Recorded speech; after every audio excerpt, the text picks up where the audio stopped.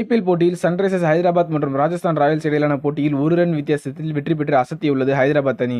குறிப்பாக கடைசி ஒரு பந்தில் 1 ரன் தேவை என்ற நிலை இருந்தபொழுது அனுபவ வீரரான புவனேஸ்வர் குமார் சிறப்பாக பந்து வீசி வெற்றியை எஸ்ஆர்எச் அணிக்கு பெற்றுத் தந்துள்ளார். டாஸ் வெற்றி பெற்று பேட்டிங் தேர்வு செய்த எஸ்ஆர்எச் 20 ஓவர் முடிவில் 201 ரன்கள் 3 விக்கெட் இழப்பிற்கு எடுத்திருந்தார்கள்.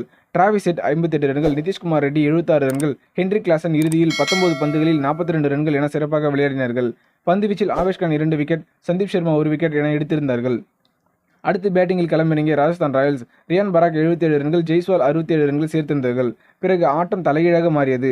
ரோமன் பவுல் ஆட்டத்தை வெற்றி பாதைக்கு அழைத்துச் செல்வார் என்று எதிர்பார்த்த நிலையில் 27 ரன்கள் எடுத்து ஆட்டம் இழந்தார். கடைசி ஒரு பந்தில் 1 ரன் தேவை இருந்தபொழுது புவனேஸ்வர் குமார் வீசிய பந்தில் எல்பிடபிள்யூ ஆனார் ரோமன் பவுல். இதன் மூலம் 1 ரன் வித்தியாசத்தில் வெற்றி பெற்று புள்ளிப்பட்டியலில் 4வது இடத்திற்கு முன்னேறியுள்ளது சன்ரைசர்ஸ் ஹைதராபாத். பந்துவீச்சில் புவனேஸ்வர் குமார் 4 ஓவர்கள் வீசி 41 ரன்கள் தந்து 3 விக்கெட் எடுத்து அசைத்திருந்தார்.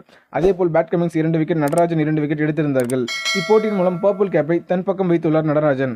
8 போட்டிகளில் விளையாடி 15 விக்கெட்டுகளை கைப்பற்றி முதலிடத்தில் உள்ளார். ஆனால் இப்படிப்பட்ட ஒரு பவுலரை T20 உலகக்கோப்பையில் தேர்வு செய்யாதது ஏன் என ரசிகர்கள் மத்தியில் பேசுபொருளாக மாறியுள்ளது.